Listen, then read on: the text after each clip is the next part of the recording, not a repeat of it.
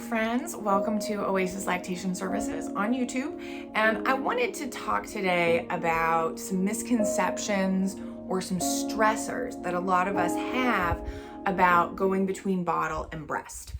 And so one of the things that we frequently hear is that the flow of the bottle is too fast and that baby has a flow preference. And that may be true for some babies. I want to talk a little bit today about oral mechanics, so we can think of some other things other than just flow that can cause baby to maybe prefer the bottle or have a harder time latching onto the breast after feeding from a bottle. So I've got my little mouth model here today. And so one of the things that is really easy to understand about the difference between breast and bottle is tongue elevation. So when a bottle goes in the mouth, it can go straight in. And if you have noticed when your baby gets a bottle or takes the breast or maybe takes a pacifier, sucks on your finger, if we push up that spot right behind where those front teeth will come in, or if you've got a thumb sucker, we push right up into that spot, and that is where the suck reflex is most readily stimulated. So bottle goes in nice and firm, and immediately that suck reflex starts going. So when we see a baby just go on the bottle and just go at it, right? That's because this is a very stimulating way to feed a baby. And as you can see, the tongue does not have to elevate, right? The caregiver just puts the bottle in the mouth and immediately that spot is stimulated and baby begins to suck. Now a breast functions a little bit differently, right? And so to get the breast into the mouth, I'm sure you've noticed it is very difficult to kind of fold up the breast and shove it into a baby's mouth, right? We've all tried it when we've had a non-latching baby and it is not successful and it leads to a lot more frustration. So if we think about what's happening, sensorially, what the baby feels, is we've got this very soft, very pliable tissue. And as we bring it toward the mouth, we have to open wide and do breastfeeding, right? We can't really do the nipple feeding.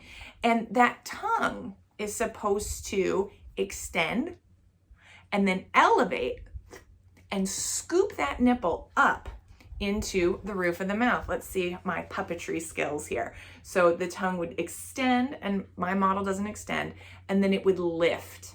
And that tongue lift is what brings the nipple into that reflex spot that's so easy to stimulate with a bottle or a pacifier or a finger to elicit that suck pattern.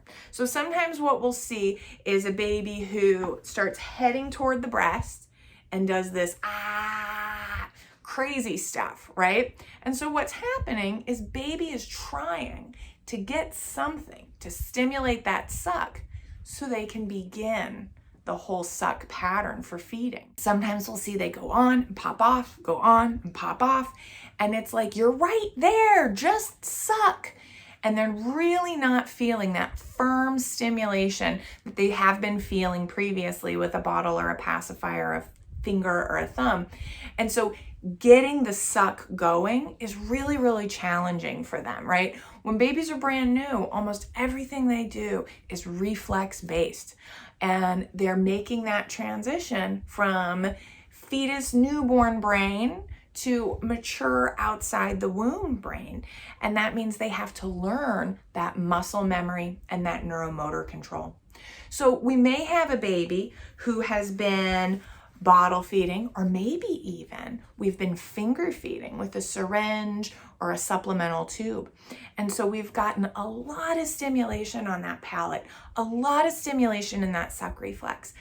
Maybe the baby has developed a motor pattern, a muscle movement pattern of just waiting for that very firm, and it feels good, stimulation in the mouth before they begin the suck.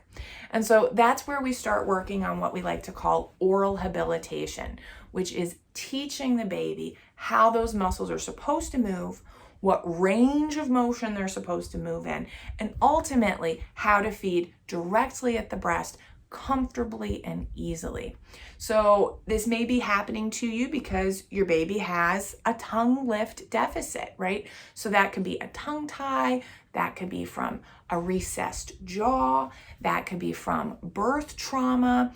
It could be that we've had a tongue tie release and baby is quite sore or resistant to lifting that muscle because it's just such a new experience. That's where your IBCLC can come in and help you. So what we do is we kind of assess exactly why baby is missing out on this tongue lift, and then see what we can do to encourage that tongue lift off breast, right? With some exercise, some floor time games, and some skin to skin time where we're moving around in baby's mouth, and we get that tongue lift going confidently, frequently, and that's how we get baby back to the breast. I would love to help answer your questions if you've got a baby who's having this breast, bottle, finger feed transitional struggle because they're used to that really firm, feels so good oral stimulation, and we're having this trouble with the tongue lift. I'd love to help you. You can go to oasislactationservices.com. You can schedule a telehealth. You can schedule an in-person visit. You can meet with Kirsten. We'd love to see you. We would love to help your baby get past this phase. It is a phase and it can be corrected. So I hope this gives you some ideas of some things that you can do to get started working that baby back to the breast and make that bottle still a positive experience, because bottles are often part of the way we're going to be feeding long term, right? A lot of us are going back to work and we want baby to be adaptable and can go back and forth, breast and bottle, no problem, easy peasy, lemon squeezy. Click like and subscribe, and we'll see you next time. Oasis Lactation Services on YouTube.